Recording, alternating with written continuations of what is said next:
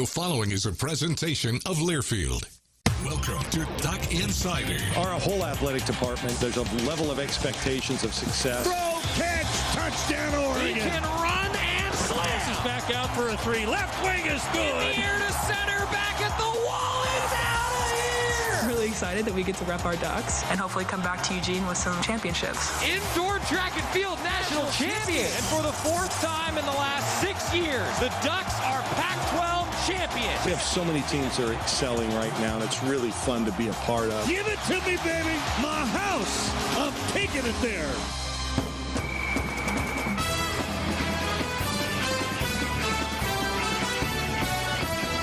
This is Duck Insider on the Oregon Sports Network from Learfield, presented by On Point Community Credit Union. Better banking, local solutions. Live from the Country Financial Studio, here's Joey Mack. Thank you, and welcome to a Thursday edition of the show that feels like a Wednesday edition of the show, but it kind of feels like a Friday edition of the show because we've had so many events going on that it's been a little bit wild around the Oregon Athletic Department. Oregon men's basketball on Tuesday night didn't go their way in that makeup game. We're going to talk about it, going to hear from Coach Altman. And then midday hoops, Terry Johns and Bev Smith had to call yesterday of Oregon's 4-point win over Utah. Was great to see the Ducks get a chance to make that game up, a home game at Matthew Knight Arena. Midday hoops, I hope everybody enjoyed that long lunch break.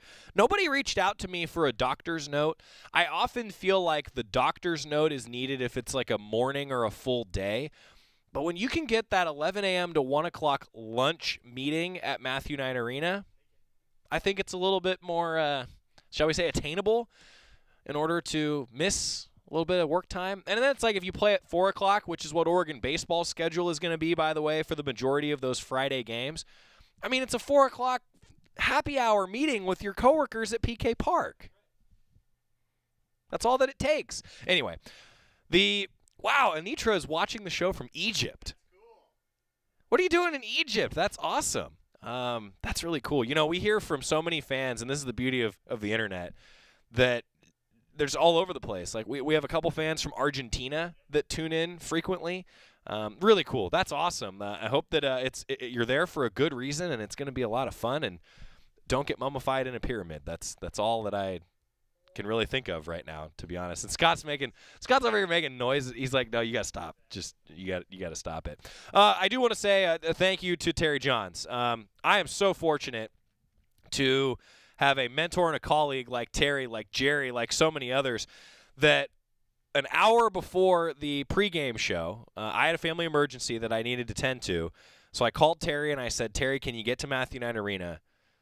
Pregame show. Get on the air, call the game, I'll send you my notes. And I don't know if I have any of my broadcast boards sitting around here. Maybe I do. I don't think I do. I have handwriting that I cannot read. It's worse than a doctor's handwriting. I really am one of the worst handwriters in the world. Well, Terry, I sent him my handwritten notes and my broadcast boards, which are basically, as you can imagine, for broadcasters, they're like rosters on steroids, right? Like, it's just so much information. So Terry just sits those down in front of him, and he just calls the game. And the Ducks got out to a 13-0 lead, by the way, and so I'm sitting there going, well, I think Terry's taking my job because, if the Ducks win by a considerable margin over Colorado with Terry behind the mic, then, that's just – that's what he does. He's a good luck charm. But seriously, in all seriousness, thank you to Terry. He did me a huge favor. And so, Duck fans, that's why you didn't hear me on Tuesday night calling the Oregon, unfortunately, loss to Colorado. And Terry got in there, and he just sounded great. He was next level great, and that's just as good of a broadcaster as Terry is. So, Terry, thank you. I owe you one. But the excellent start, 13-0, they got up by as many as 15, the Ducks did. But Colorado, they clawed their way back. Ducks had some late turnovers, and then suddenly Colorado pulled away, and it was an 82-78 final. And you'll notice that 82 points, that's the most that the Ducks have given up in a while in a game. They allowed the Colorado to shoot 50%, 53% from three, and the Buffs were 91% at the free throw line. All of those were way above their season averages. Was it all because Colorado was great? That was part of it. But I think it was also because Oregon made some mistakes defensively. And here's the statistic that Dana Altman is still probably upset about. 30 total rebounds for Colorado, 16 total rebounds for Oregon. That's not going to cut it. Dane Altman, you'll hear him coming up. Colorado outworked Oregon, and that just can't happen at home, particularly in a game that, if you look at the overall tournament resume, the Ducks needed that one, and they didn't get it. Now they might need to avenge that loss in Boulder, and I know Oregon has not won in Boulder in the Pac-12 era. The Ducks have also only got one team that has really been the kryptonite to Dane Altman. As a head coach, Dane Altman is now 8-11 against Colorado all time. He has a winning record against every other Pac-12 school. I don't know what it is, but Colorado seems to always come up big against the Ducks. And they scored 18 second-chance points on 8 offensive rebounds. That's a significant conversion rate, right? 18 points on 8 offensive rebounds is a significant number. I think those were the 2 key stats that really allowed Colorado to get back into it. And even though the Ducks had some great individual performances, it just wasn't enough. Will Richardson scored 17 points. This is the first game this season where Will Richardson has scored 17-plus points, and the Ducks have lost. Oregon was undefeated prior to this one when Will scores 17 or more. Davion Harmon scored 14. Jacob Young scored 11. The Ducks were 7-1 when Jacob Young scored 10 or more points. Ducks are now 7-2 when Jacob Young scores 7 or more points. So some of those individual numbers and those statistics and those trends that people like me have been keeping track of turn them on their head in this game. And that's because Colorado shot so well, took advantage of some things, and rebounded exceptionally well.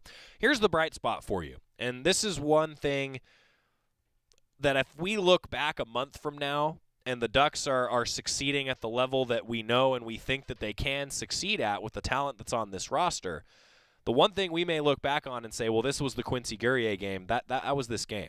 22 points on 8 of 15 shooting, 3 of 8 from 3, 3 of 3 at the line, and he had 6 rebounds.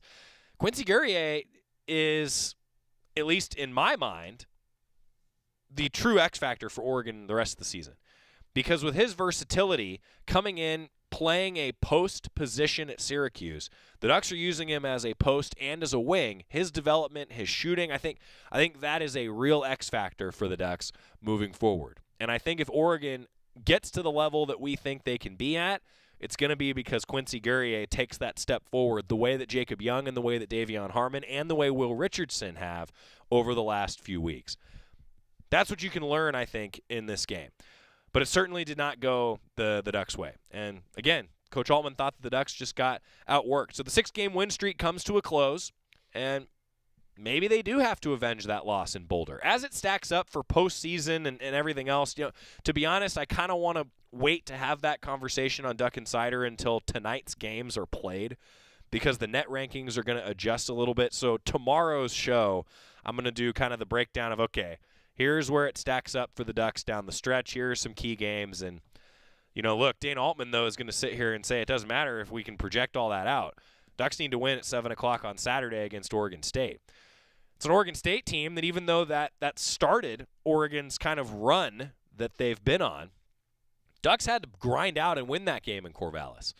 I think Oregon needs to win big, and that's how you get right. And you get right by rebounding, by playing tough defense, and by containing their three-point shooting. If the Ducks do those things and their offense continues to come along, Ducks are going to be just fine in this game on Saturday. But it's an ESPN2 game, 7 o'clock tip. It's kind of the prime-time window for Pac-12 basketball. I think this is a big game. I think, and to be honest with you, I think Dane Altman would agree with me that the Ducks probably need to win this one, not just for their own team's mentality, but probably for their resume as well. We're going to hear from Dane Altman coming up in just a moment. And then we're also going to look back on what was actually this month, 15 years ago, one of the best moments in Oregon basketball history. Is it one of the best? I think it is one of the best moments in Oregon basketball history, yeah. All right, we're going to get a timeout. We're also going to hear from Kelly Graves post-game, Sidney Parrish after their big win yesterday and a game recap that the man Scott Phillips put together, and it looked pretty good. Yeah, I think, a win is a win. Terry Johns and Bev Smith, we'll hear from them and their thoughts coming up as Oregon women's basketball is also now on the upward trajectory. They might crack that top 10 in the net here before too long, and a win over UCLA may do it. Top 10 team? Pretty impressive. Timeout when we come back. Going to hear from Dane Altman on the Oregon Sports Network from Learfield. Money isn't interested in the fact that you dream of going to Greece, and it doesn't pace at night wondering how you'll pay for braces 3 times. The point is, money without people is just money. Only people can use it to run the family ranch, buy their first house, or adopt a happy old dog. To us, the powerful thing about money isn't money at all. It's helping you harness the power of yours. On Point. People are the point. Federally insured by NCUA. Equal housing opportunity. As my family continued to grow, I realized I'd have to replace my beloved Jeep with something that has, well, more seats. I'm Jason Hines, Country Financial Rep and father of 7. Whether you're upgrading from your sporty ride with no room for a car seat or finally replacing your well-loved beater that still has a cassette player, you'll want the right protection for your new car. Work with a Country Financial Rep like me and get the protection you need at a price you can afford. Learn more at TakeSimpleSteps.com or contact a local Country representative. Don't go anywhere. Duck Insider continues after these messages on the Oregon Sports Network from Learfield. Adopt US Kids presents What to Expect When You're Expecting a Teenager. Learning the lingo. GOAT, G-O-A-T, acronym, stands for Greatest of All Time. As in, spaghetti sandwiches for dinner? They're my fave. Dad, you're the GOAT. You don't have to speak teen to be a perfect parent. Thousands of teens in foster care would love you just the same. Visit adoptuskids.org. Brought to you by the U.S. Department of Health and Human Services, Adopt U.S. Kids, and the Ad Council. Is that a faucet running? That's not a faucet. That's a river rushing through the forest. Forest rivers provide over 100 million people with clean water to drink. What? I can't hear you because of the vacuum. That's not a vacuum. That's the trees in the forest cleaning up the air we breathe. I didn't know the trees were so amazing. Yep, and the forest gives us shade, trees to climb. That's awesome. Let's go explore some more. Visit the forest today and enjoy all it does, just for you. To learn more about the forest and find one near you, go to discovertheforest.org. Brought to you by the U.S. Forest Service and the Ad Council.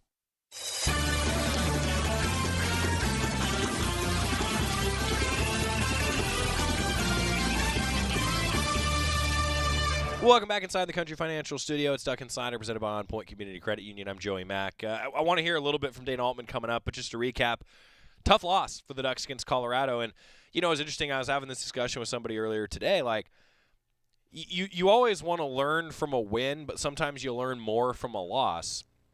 Maybe Oregon, this is a game where they go, okay, rebounding really is going to be a huge key. The Ducks have got to find a way to rebound better, particularly from the guard position, right? That's something that Dana Altman and I have talked a lot about. And so Quincy Guerrier has 6 rebounds in the game, and Folly Dante has 5.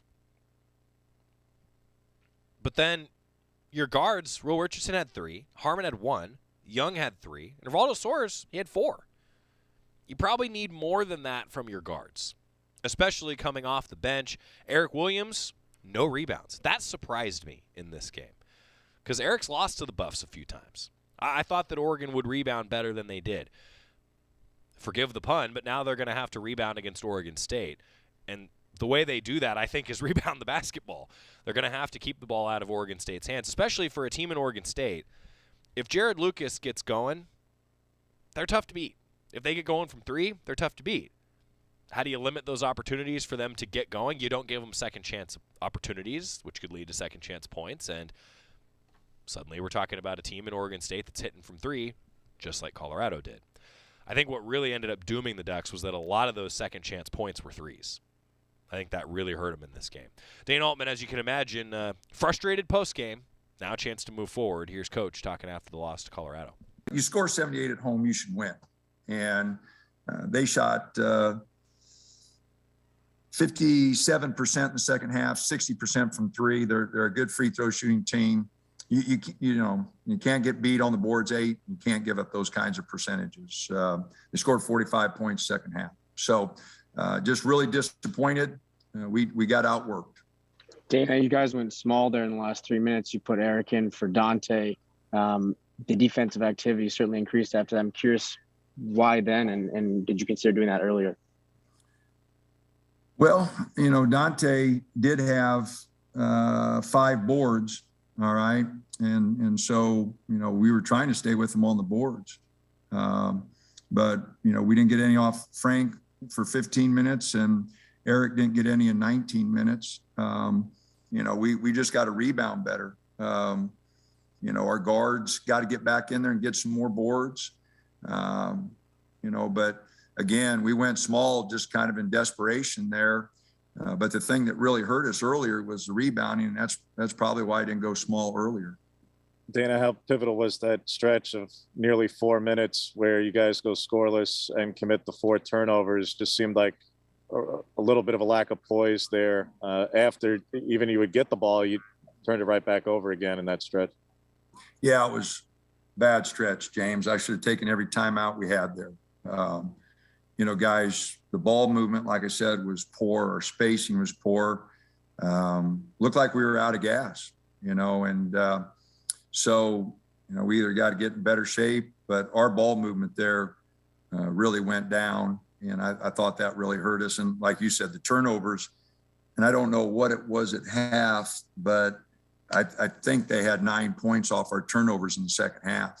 And we should be able to turn them over some, which we did. They had 17, but we have 11 turnovers for 13 points, and they have 17 for 13. So we didn't take advantage of those turnovers. And again, the second chance points, they had 8 offensive rebounds for 18 points. And that was the difference, I feel. Just they outworked us on the boards. Yeah, Dana, just to kind of piggyback on James's question, you did have that stretch with the turnovers and everything, but you still had you still got within one basket, I think 3 different times in the last couple of minutes. Were you pleased with the shot selection that you were getting in those final minutes? No, I wasn't pleased with the movement. Our guys, we were trying to get some movement there, and we just didn't move. Like I said, I think we used all our timeouts. I wish we'd had a couple more. We couldn't get any movement. And, I thought that really hurt us. No, again, in the second half, we still shot 44%, but, the ball movement wasn't good. And again, those costly turnovers at a critical time, we had them, Jacob on the transition there, with him and Davion, Will got stripped. We had our chances there, and we had poor possessions. And just your thoughts on Will down the stretch. I don't think he took a shot in the last 8 minutes of the game. Just would you have liked to see him be a little more assertive there?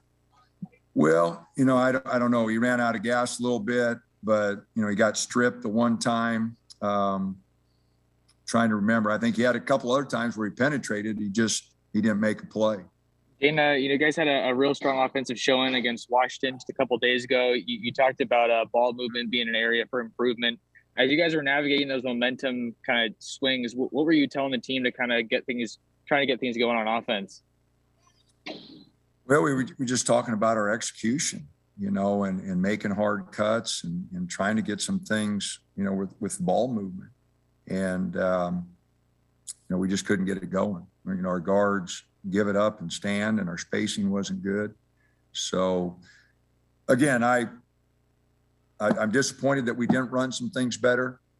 But if you give up 82 points at home and you get beat 8 on the boards, and a team shoots 50% against you, you're probably not going to win many games. If you give up 82 and a team shoots 50% from the field, 53 from 3 and 90 from the line, and scores 82 points, you're probably not going to do well. And again, I am disappointed offensively. We could have done some better things, no doubt, but 78 points at home should be enough to win. But it's not going to be if you get out rebounded by 8 and you give up those kind of percentages. And 57% in the second half, 60% from 3 in the second half, 50% in the first half. They, and those were open threes. Our rotations, we just didn't fly around. So really disappointed. I thought we had put some things together, but, we got outworked tonight, and I give Colorado credit on that because they simply got to the boards and beat us. One of the offensive bright spots was Quincy Guerrier, who a few weeks ago you said was kind of struggling to adapt to playing more perimeter role, just why he came to Oregon, you said. Tonight he had a season high. What did you see from him? Well, he was 5 for 7 inside. I thought he posted up hard. He got 22 points, 6 rebounds. No, if there was a bright spot, it was definitely him. No doubt about it. I thought he was really aggressive, boarded well, tried to defend, thought he had a really good game. Dana, to the big picture, it's a second quadrant 3 home loss. I know it could move up to quad 2, but for now, quadrant 3, and certainly deals you guys a big blow. Your thoughts on the impact of the big picture, but also in terms of this week and not allowing this to beat you guys twice, where there's no negotiation. Saturday is a must win with the way this, after this in particular. No, I agree. Like I said, the 2 games that we've got beaten at home are really hurt any college basketball team. You got to win at home. And especially, Colorado's a good basketball team, but they haven't been able to beat the better teams in our league. And so this damaged us. Guys, I hope we're smart enough to figure out that, Saturday is a big game for us. And they've had all week to prepare. They'll probably have a lot of different things they can throw at us. And so we're really going to have to be ready to play come Saturday. Yeah, that's right to the point, isn't it? Ducks are going to have to be ready to play come Saturday, 7 o'clock, ESPN2, 6:30 pregame here on the Oregon Sports Network. Ducks and Beavs. It's round 2 versus OSU. And look, I think I agree with everything that was just said. I mean, looking at the postseason outlook, I believe that if you finish 4th in the Pac-12, you're going to make the tournament. I think that it'll just work out that way with the metrics and everything else that we can break down. I was never very good at geometry, and so talking about quad 1, quad 2, quad 3, quad 4 just makes my head hurt. I joke about that, but look, I've looked at all the same stuff. I think that if Oregon takes care of business against the teams that they should win against, particularly at home, because the ASU loss and the Colorado loss have hurt Oregon. Yeah. But if you finish 4th in the league, a league that's probably going to have a 2 seed, and a 4, 5, 6 seed, I think you're in. Maybe that's Pac-12 bias, but I think you're in. Now, meanwhile, this month, it was 15 years ago that Aaron Brooks hit a shot at Matt Core. We had some fun, so we do. You guys probably have seen by now, like, we do something fun on social media, a little throwback clip, some of the best moments in Oregon basketball history. It's just a fun thing that we get to do, right? Well, this week Scott was like, let's start with a bang on our throwbacks, and this is maybe one of the biggest plays in Oregon basketball history. At 66, did we say it would come for the last one? Well, I think you play for the last shot if you're Oregon. Got Brooks going to pull the trigger. Got it off the window. So much for that. 13 seconds left. Here's Schiff. 3 seconds. Schiff forced it. It's not going to go. Oregon wins it. It's over. UCLA's undefeated streak is history, and the fans rush the floor. Aaron Brooks hit the shot. That's what we call it now around Oregon, right there on the baseline. And, man, I actually – maybe Scott does know. Who was on the call for that? Because obviously that wasn't Jerry. It was a TV call, but I don't know who the broadcast crew was for that game. It was loud. But so that's one of the coolest moments in Oregon basketball. This was 15 years ago. I had the pleasure of interviewing Aaron Brooks as part of the Hall of Fame induction when he was inducted into the Oregon Athletics Hall of Fame a few years ago. And I asked him, I said, so how often do you get asked about the shot? And he goes, well, when I'm in Oregon, a lot. Just like all the time, right? He went on to have such a great career at the next level. And, I think about that play, though. And, it's interesting. I'd actually be really curious to go look at what the metrics would say, because we all know that the pick is kind of like the break point in Oregon football, right? Like if you look at the record for the Ducks before the pick compared to the record for the Ducks after the pick, Oregon was a sub 500 program before the pick. They're winning like 75% of their games since the pick. I'd be curious to see what it would be like after the Aaron Brooks shot, because that was part of the run with Coach Kent where the Ducks were making Elite Eights and doing just great things. Now, they took a dip there for a few years, but obviously since Coach Altman has been here, it's been 20-win seasons every year. I'd be curious to look at that. That might be a research project that someone will have to We'll have to do. You know who might know, though, is Greg Walker. He's been with the Sports Information Office for a long time. Maybe he's crunched those numbers. But I do think that that's one of the big moments in Oregon basketball. And I saw a lot of people on social media today talking about like how McCourt and MatCourt compare. Look, when Matthew Knight Arena is full, I will take that over any environment in college basketball. When the pit crew is rocking, I mean, God, some of the games like against UCLA, against Arizona, against the Beavers, that opening night against USC, God, it was loud. I know that MatCourt, it holds a special place in all of our hearts, but I still think Matthew Knight Arena, man, when it's full and it's rocking, it's every bit that MatCourt was. Now, maybe you won't feel like the building's going to fall down when it gets rocking, but Scott says that's part of the excitement. I mean, yes, don't get me wrong, that's great. But you know what wasn't great was the University of Washington football press box, and when it got rocking, you felt like you were going to fall down. Like the whole thing was swaying. As someone who's afraid of heights, not into that. But, yeah, I mean, look, I think that the point is that both of these places have been made special by the pit crew, by the fan base in general, and that's what it's all about. We're going to need y'all on Saturday. I'm telling you, this is a pretty good Oregon State team.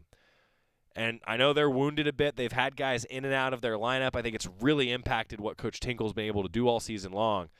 But the Ducks need to get this win. And you know what? I think they need to win big. That's how you get right after a tough loss to Colorado. That's how I feel anyway heading into this one. This is cool.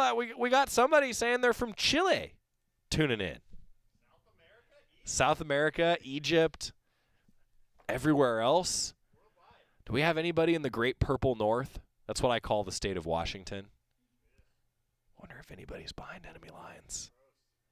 When we come back, we're going to talk about women's basketball. Tobias says that geology is hard. Did I say geology when I meant geometry? I meant geometry. Did I say geology? Quad 1, Quad 2, Quad 3, Quad 4? Geography, geology, geometry. Back after this on the Oregon Sports Network from Learfield. At Shadow Hills Country Club, our all-inclusive event pricing allows us to take care of all of the details while you enjoy your event. Our wedding garden, expansive grounds, ballroom, and meeting rooms can accommodate any size event and come complete with full catering and service staff. From weddings to business and social events, Shadow Hills offers the benefits of a resort atmosphere and the peace of a country setting just minutes from downtown Eugene. For more details, call us today or go to shadowhillsevents.com. From the weight room to the classroom, on the field and off it, On Point proudly supports University of Oregon athletics because student athletes do so much more than bring us pride on game day. They bring our entire community together in Eugene and all across Oregon. So whether you're watching the game in the stadium, at home, or at your favorite local business, their success makes all of us stronger. On Point Community Credit Union. Join in. OnPointCU.com. Federally insured by NCUA. Equal housing opportunity. Duck Insider continues after this timeout on the Oregon Sports Network from Learfield. You're not too cool for me. And in return, I reciprocate that sentiment. I'll never be too cool for you. I was a man with a plan, but now I'm a dad with a decree, and you can't take that from me. Please let it be noted that I told my job they can dock my pay. Right now, it's just too important to take you to school every day. I want to be legendary for you. I want you to puff out your chest when you go to school, the same way I do. I walk taller because of you, because I found everything to live for. That's dedication. Visit fatherhood.gov to hear more. Brought to you by the U.S. Department of Health and Human Services and the Ad Council. Right now, our country feels divided, but there's a place where people are coming together. I was nervous to talk to someone so different than me. Me too. Love Has No Labels and One Small Step are helping people with different political views, beliefs, and experiences connect through conversation, and it feels good. This conversation gives me hope. It gives me a lot of hope, too. Take a step toward bringing our country and your community together. Start a conversation at lovehasnolabels.com/onesmallstep. A message from StoryCorps, Love Has No Labels, and the Ad Council.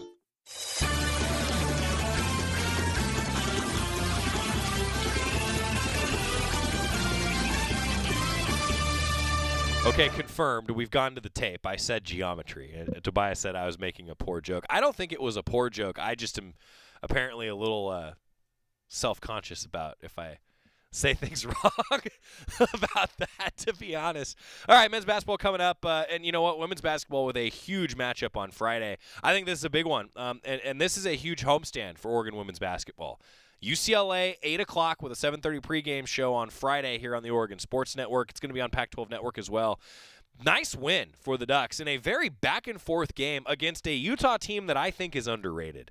They're a top 20 net team, and I know they were coming in with a losing record in Pac-12, but, God, I thought they gave Oregon everything they wanted. I mean, they shot 42% compared to the Ducks' 46%. Oregon did not hit threes well at all. They were 5 of 23, 22% from beyond the arc, and Utah did, 35%. So, you know, I thought this was a great game. Back and forth, back and forth. It felt like Oregon was only in danger there a little bit in the fourth quarter. But when you have 4 players in double figures, Sabally with 15, Rogers with 14, Pau with 13, and then Parrish with 13, I think you feel pretty good. And again, the Ducks were able to utilize some defensive substitutions there late to pull away from, I thought, a really good Utah team. 2 coaches that are friends, in Kelly Graves and Lynn Roberts. It was cool to see them talking post-game. Man, that's what it's all about, right? Is you're competitive, but it's still a game that you can have some fun with. And I think both of these teams played, I thought, really well. Here's how it sounded. Terry Johns, Bev Smith on the call. Here we go, let's go screen side. That's not me, that's not me. 1, 2, 3. That's. For the Utes of Utah and the Oregon Ducks here with an 11:06 tip-off. Sabally been covered up, working around. Here is Parrish in the right corner, buries a 3. Goes right, draws a triple team to Sabally right in front of the hoop to score. Here is Pau. Baseline jumper, pulls up and hits. She makes it look so easy sometimes. Tahina Pau with the drive. Just really loved her read of the defense. Good, and Pau pulls up for a long 2. And work it inside, back outside, and then underneath to Sabally for 2. Pass into the corner, left corner 3. Parrish is good. They have gotten the ball and comes down with the ball. Down to Hurst, running the floor, lay it in. And Oregon by 6. Here's Sabally, left elbow, faces up on Johnson and hits. Whole different mindset for Niara in the second half. Now to Rogers. Little screen action with Watson. Stops left elbow, fires and hits. She doesn't miss many of those. Into the corner, Maddie Shear gets on the baseline, kicks right wing to Rogers, now to Parrish in the right corner for 3. 70-66 the final. The Ducks had to work for it. Good job, Maddie. Good job. Bring it up. Bring it up, Sam. That's not me. That's not me. 1, 2, 3. Ducks. Big time against a very good Utah team. They've had to work for it, but got the win. Terry Johns and Bev Smith on the call, and Scott Phillips putting together the game recap. You know, this is cool. William saying, watching from Washington, yes! Behind enemy lines! Well done. Yeah, I thought a great performance from Oregon women's basketball, really. And let's hear a little bit from Coach Graves. I think he was pretty happy with the performance in what was, frankly, a back-to-back game. Here's KG.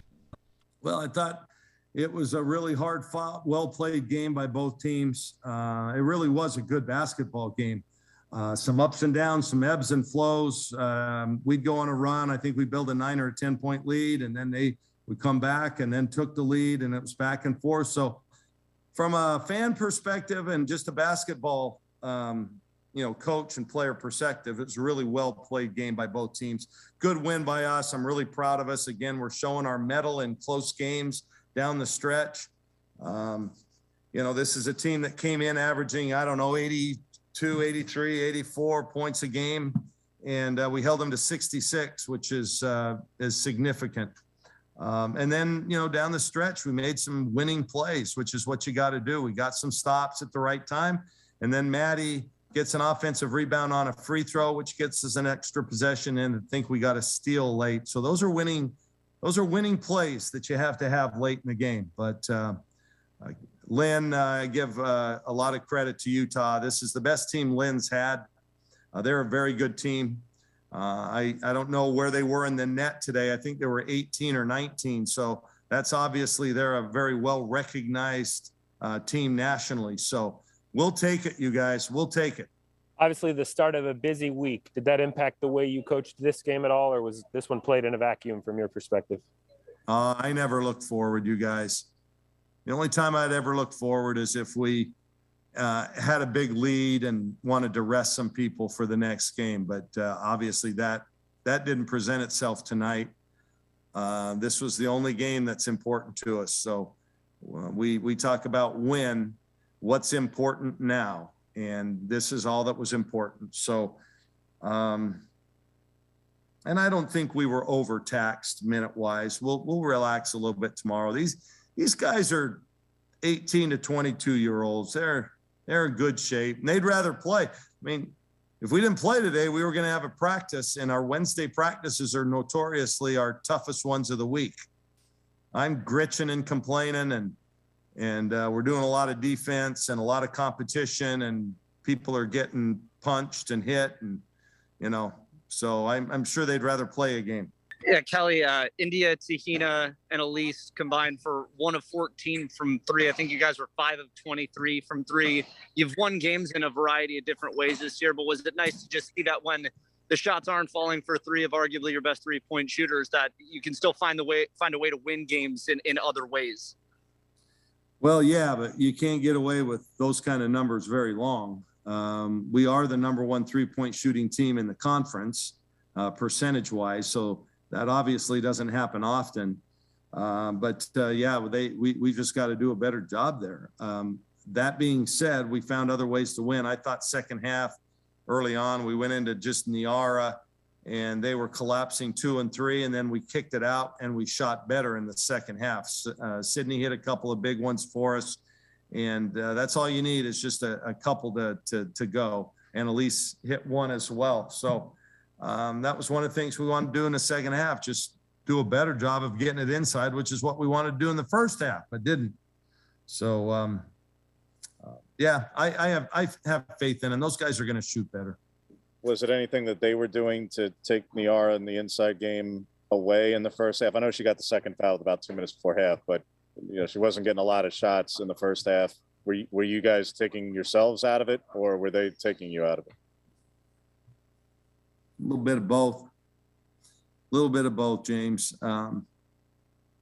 Sometimes we don't roll as aggressively as we should. We don't carve out space inside like we should. We knew we weren't going to be able to go with a big lineup very much because of their 3-point game. So you want to get Sedona more time than that. But the honest truth is, they did a pretty good job. They got us on 2 charges on rolls. I thought they were pretty physical inside, but once, Niara just got herself in a better position and then just, caught the ball in a position of strength, then good things happened to us. Then when they double teamed, she found open shooters, and there were a couple of times when she herself was able to make a move and score. So it's just, we just did a better job of doing what we wanted to do early. Kelly, you kind of touched on it right there, but I know she was in foul trouble, but only 8 minutes for Sedona. Was that by design at all, or is that kind of just how the game ended up playing out? Yeah, it's just one of those things, you guys, where depending on the opponent, it's not going to be every game, but these guys were going with 4 guards, sometimes 5. And to be as effective as we wanted to do at the other end, defensively, it was going to be difficult to play with a bigger lineup. That was just we wanted to do it, and when we tried to do it a couple of times, it wasn't that effective. I'm no rocket scientist, but 3s count more than 2s. So if we're making 2s and they're making 3s at the end of the game, Kelly, I know you touched on Sydney a bit, but just how crucial was she, especially down the stretch when some of those 3s, like you said, aren't falling for other players? Huge. That's what I love about Sydney, man. She could miss 5 in a row and she's going to take the 6th. She could miss 10 in a row and she's going to make the 11th, or at least shoot it. And then when she gets on a roll, she can really kind of get it heated up. I thought both of her 3s in the second half were huge for us. Were just huge. And they came at the right time in the right spot. So good on her. I have a ton of faith in her. And then we were able to platoon her and Shania defensively down the stretch. Shania continues to do a great job defensively late. So it's nice to have those kind of options as a coach. Boy, isn't it nice to have those options. Kelly Graves talking there. Jack Mullen says Barry Tompkins called the UCLA game 15 years ago. Was it Barry Tompkins? Jack, good work. Well done. I appreciate that. That's good. That's good crowdsourcing right there. That's a cool callback. I don't know if I've ever told this story on the air. It's one of the saddest things. So this was before my time with OSN. And apparently at one point we had like a tapes archive, like actual tapes of all of Jerry's and Jorgie's and everybody else's highlights and games. And I guess like this is why you digitize things, right? Like somewhere along the line they got lost. I've never heard Jerry's call of Aaron Brooks' shot. You haven't either? But you don't. So Scott, I don't know if anybody else could hear him, but so Scott was here at the time, and so he heard the call of like Jerry's call of Aaron Brooks' shot at the time, but we don't have an archive of it. And Jerry, I don't know, maybe Jerry does. I have never heard it though, and it's one of the I hate it. Like our archives only go back to like 2009, like complete archives. We have a lot more beyond that, but yeah. Barry Tompkins on the call. Thanks, Jack. When we come back, let's hear more from Coach Graves as the Ducks get ready for UCLA tomorrow at 8 o'clock here on the Oregon Sports Network from Learfield. Dear winter, you can't stop a new 2022 Toyota. No matter the weather, the Camry all-wheel drive comes out to play. Snowy hills don't stand a chance against the RAV4, and everyone's comfy in the Highlander. See you in the snow. Find yours at Toyota.com. Toyota, let's go places. After 2 years of construction, my wife and I finally moved into our dream home. So when a bathtub fixture broke, causing major water damage, I was glad we had the home insurance protection we needed. How do you know your home is protected? Talk to a Country Financial rep like me, Nick Simon. We can help you understand your options and select coverages to meet your needs. Then if something happens to your home, you won't have any surprises. Need the right coverage for your home but not sure where to start? Visit TakeSimpleSteps.com or contact a local Country representative. Dear winter, you can't stop a new 2022 Toyota. No matter the weather, the Camry all-wheel drive comes out to play. Snowy hills don't stand a chance against the RAV4, and everyone's comfy in the Highlander. See you in the snow. Find yours at Toyota.com. Toyota, let's go places. Duck Insider, your home for the latest news on Oregon athletics on the Oregon Sports Network from Learfield. When you went car shopping, you meant business. You aced vehicle history searches and test drives. You out-salesmaned the salesman. Now you've got your wheels. If you manage that, you can get your retirement plan on track. Visiting aceyourretirement.org can help. With 401k tips and smart saving strategies, you'll have the info you need to get more for your future. Go to aceyourretirement.org, because when it comes to speeding past financial challenges, you're an ace. Brought to you by AARP and the Ad Council. Look out, world, we're getting strong. The future's here and we belong. She can STEM, she can do more. Like build a rocket and watch it soar. Or clean the oceans and make the world a better place. Oh, she can STEM, so can you. Find a cure, invent something new. There's no challenge in the world that she can't face. She can STEM. Learn more at She Can STEM. A message brought to you by the Ad Council.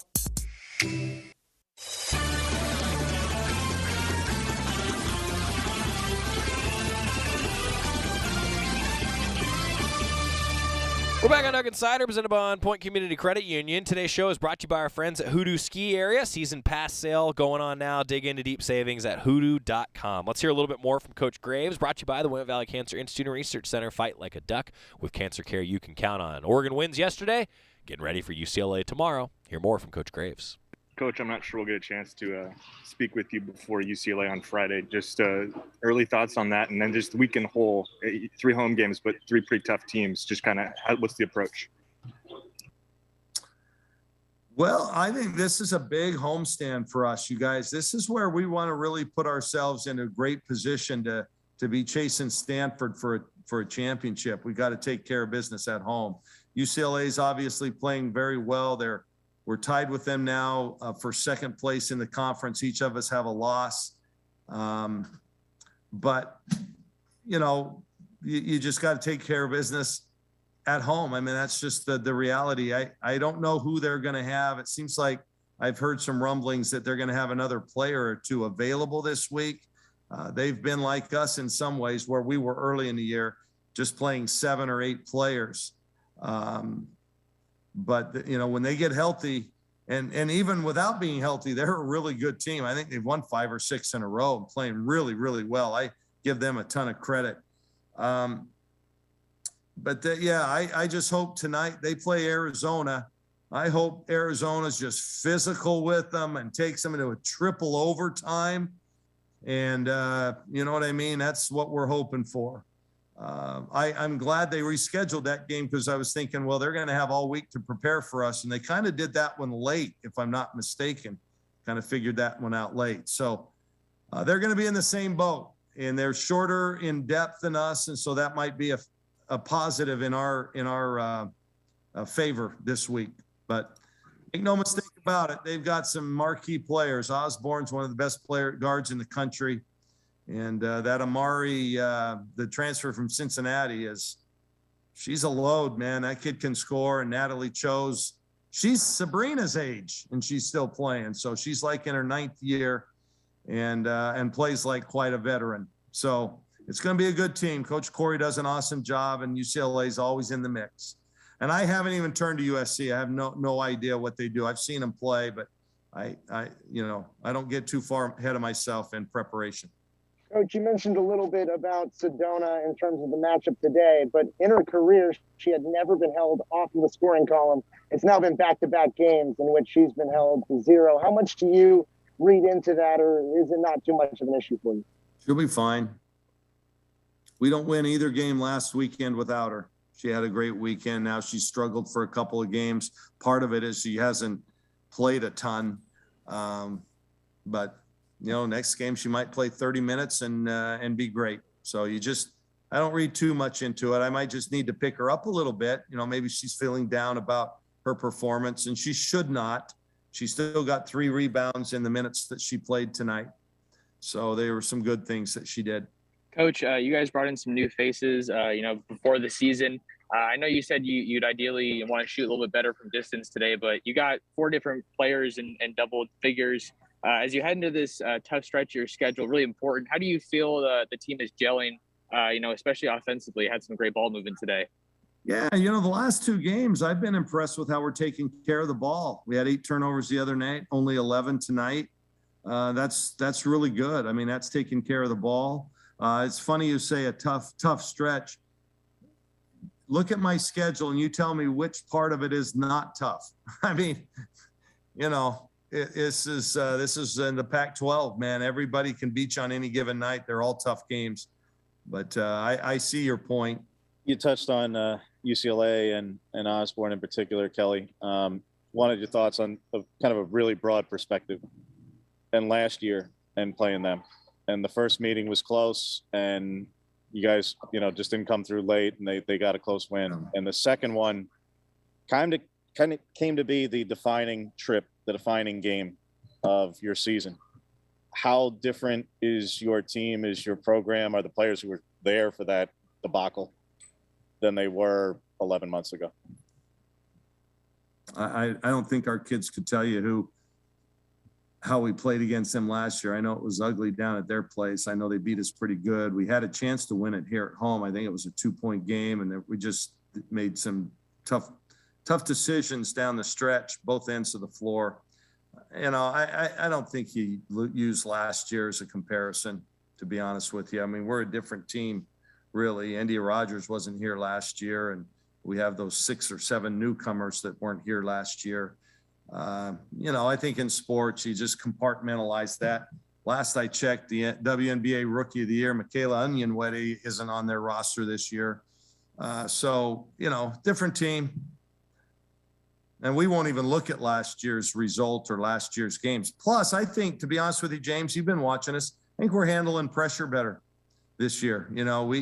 We didn't handle it better or very well last year. So teams that really got into us, we panicked, turned the ball over too much, and really could never get into our offense. That's not been the case this year. When you look at Arizona, UCLA will try and pressure us as well. I think part of that is we have our practice guys. Part of it is we have more depth. Part of it is we're better defensively in a lot of ways. So I think we're more prepared for it. I hope we play well. That's my hope, and I think we will. You pointed to it earlier. I was just wondering, there's something you could point to in the first half. Neither teams were able to score in the first 2 minutes. So just something that you could see that went on. No, I think teams filling it out. We missed a couple of shots. No, I don't pay much attention. You played for 40 minutes. Heck, we were down at halftime and really came out in the early third quarter and played well, built a 9-point lead, and then we gave it back just as fast as we'd gotten it. It's just one of those games. Two good teams, you guys. Two good teams that should be. I don't know where Utah falls in this whole thing, but they should be an NCAA tournament team as of now. So I like what I see out of them, and they're gonna knock some people off. That tells you a lot there.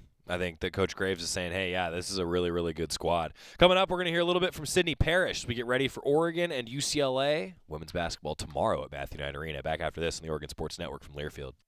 As my family continued to grow, I realized I'd have to replace my beloved Jeep with something that has, well, more seats. I'm Jason Hines, Country Financial Rep and father of 7. Whether you're upgrading from your sporty ride with no room for a car seat or finally replacing your well-loved beater that still has a cassette player, you'll want the right protection for your new car. Work with a Country Financial Rep like me and get the protection you need at a price you can afford. Learn more at TakeSimpleSteps.com or contact a local Country representative. Money isn't interested in the fact that you dream of going to Greece. And it doesn't pace at night wondering how you'll pay for braces 3 times. The point is, money without people is just money. Only people can use it to run the family ranch, buy their first house, or adopt a happy old dog. To us, the powerful thing about money isn't money at all. It's helping you harness the power of yours. On Point. People are the point. Federally insured by NCUA. Equal housing opportunity. This is Duck Insider. Duck Insider on the Oregon Sports Network from Learfield. Steven. Who said that? Me, down here. Ugh, what are you, a yellow booger? I'm a banana slug, Steven. What are you doing in my room? I'm your sense of adventure. It's been a long time since we've had an adventure in the forest. Mom took me to the forest last year. I'm a slug, Steven. It took me a long time to get here. You're right. I should get out. Yeah, the forest is not that far away. Hey, Mom! Come to the forest where the more adventurous you lives. Check out discovertheforest.org for cool places nearby. Brought to you by the U.S. Forest Service and the Ad Council. America, your children have an amazing superpower. That's right.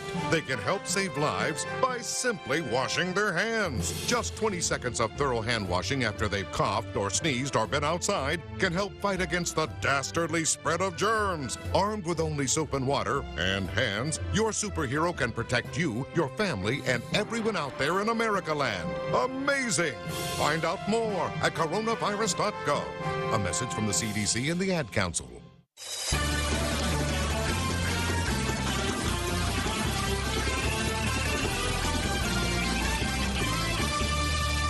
Back on Duck Insider, presented by On Point Community Credit Union. Joey Mack here with you in the Country Financial Studio. Oregon women's basketball coming up against UCLA tomorrow, 8 o'clock. Terry Johns will have a 7:30 pregame show for you. Yesterday, got the win over Utah. You just heard Coach Graves saying, hey, he thinks that's an NCAA tournament team. Well, Sydney Parrish had some good things to say postgame, and also I think some pretty heartwarming things to say postgame that you hear with Sydney Parrish. Did it seem like when you guys were able to swing the ball around the perimeter, move it in and out, you created some really good looks for yourselves from the perimeter? And no better example than that 3 to go up 64-60. Is that something you talked about at all in the timeout? Just can you talk about how that play developed and how you created looks for yourselves today? Yeah, definitely. I mean, a lot of attention is focused on our point guards, Tahina, Maddie, and India. And then especially inside when we get it into Niara, everyone's really focused on her because you have to send 2-3 people to her. So that just gives the opportunity for that extra pass and that open shot. And we knew it would be there, so we just kept going to that. Sydney, with the way this game played out today, definitely some back and forth battles and runs by both teams. You had more success on the perimeter today. I was just kind of curious how you felt that helped dictate the way the game was going and help the offense. Yeah, I mean, as you saw, 3-pointers weren't really going in today. It wasn't in our favor, but just seeing a few of them go down, I think it kind of just helped our team push through the couple of those defensive possessions, get back on offense. We knew our defense would lead to our offense, so just getting stops is our main goal.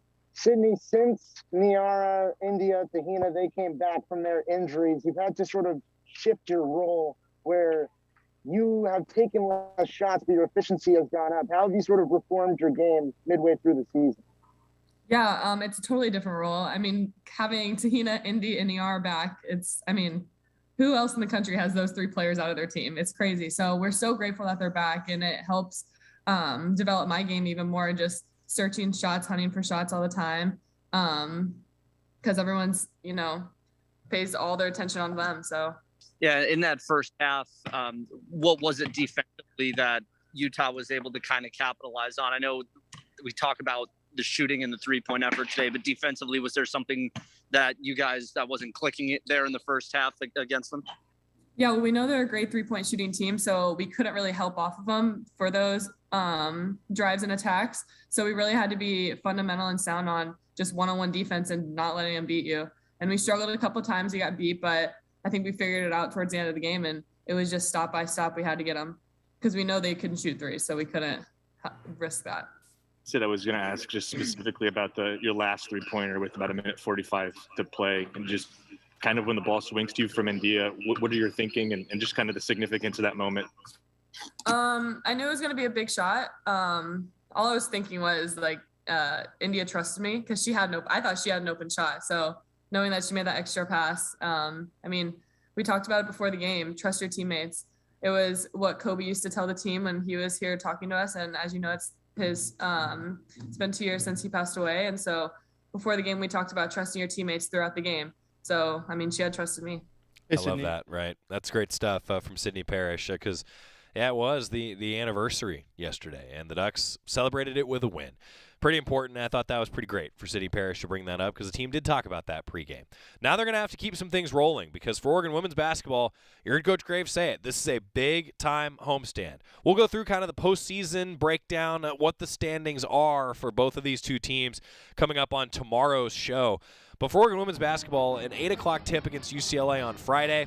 Ducks then in action on Sunday against USC at noon. For Oregon men's basketball, 7 o'clock on Saturday at Matthew Knight Arena. We got 3 games in 3 days at Matthew Knight Arena between the Oregon men's and women's teams. Also, Oregon track and field. Razorback Invitational is this weekend. One of the premier indoor events in the country. Oregon women's tennis is also out traveling to Chapel Hill, North Carolina. The men scheduled to go to Austin, Texas. Busy weekend. Talk to you tomorrow, everybody. Watch out! You got me! The galaxy is safe once again. In the pretend universe, kids play with pretend guns. In the real world, it's up to us to make sure they don't get their hands on a real gun. If you have a gun in the house, keep it locked, unloaded, and stored separately from ammunition. Safe gun storage saves lives. Learn how to make your home safer at endfamilyfire.org. That's endfamilyfire.org. Brought to you